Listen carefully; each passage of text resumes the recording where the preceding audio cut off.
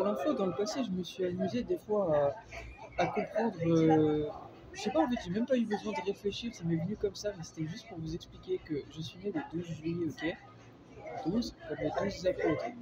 Juillet, c'est 07 comme le chiffre de Dieu, ok? Et je suis né en 1995. Vous savez à quoi je me suis amusé à faire? Ben, en fait, j'ai additionné le 1 et le 5, ça fait 6. Et le D9, c'est on les retourne, ça fait 2, 6, 666. Vous pensez ce que vous voulez, hein. Bah, ça peut expliquer justement qui je suis. Ok? C'est pas une coïncidence, les chiffres parlent d'eux-mêmes. Je vous répète, 12, comme les 12 apôtres de Jésus-Christ. J'ai dit les 12 apôtres de Jésus-Christ. 7, comme le chiffre de Dieu, c'est le chiffre de Dieu, 7. Et 1995, ça signifie, moi, comme je viens de vous l'expliquer, si on calcule, voilà, parce qu'on va pas additionner le 9 et le 9, ça n'a pas de sens. Par contre, on peut additionner le 5 et le 1. Et du coup, bah, quand on regarde les choses de cette façon, on peut comprendre la signification du 666. D'ailleurs, c'est pour vous rappeler que ma mère est née en 1966. Voilà, mon père est né en 64, et ma mère en 66. Donc pareil, il y a un 1 comme une personne. Ma mère, c'est une personne. Et 9, 6, 6. Les 6, 6 sont un 9 retourné.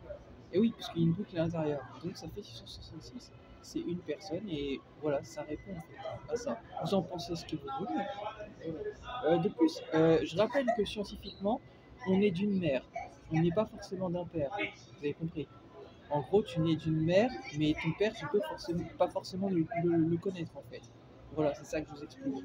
Voilà. D'ailleurs, dans la signification de Jésus, on est surtout informé sur sa mère en particulier. Et oui, qui est la Vierge Marie. Voilà, c'est pour vous le rappeler en fait. Voilà.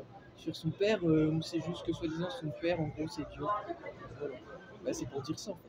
Bon, je suis pas un expert sur les livres religieux, honnêtement, vous voyez, je suis honnête avec vous. C'est pour vous dire ça. Hein. C'est pour vous dire ça.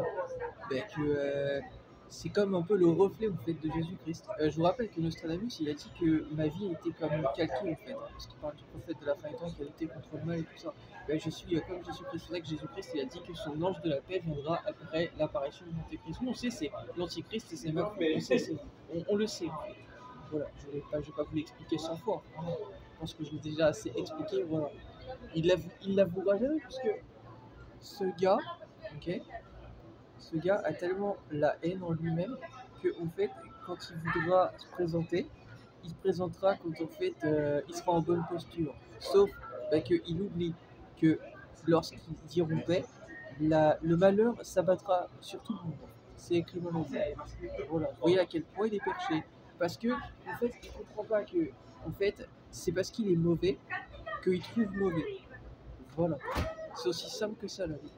C'est comme un jeu, quand tu es mauvais perdant et que tu veux réessayer parce que tu veux réussir, tu veux réussir. Ben, en fait, c'est comme ça en fait. Tu es mauvais perdant et c'est parce que tu es mauvais perdant qu'en face, ben, tu vas récolter la merde que tu as causée à l'autre en fait. On n'est plus dans un jeu. On est dans le fait que ton comportement est mauvais donc tu récoltes mauvais. C'est aussi simple que ça s'appelle la vie.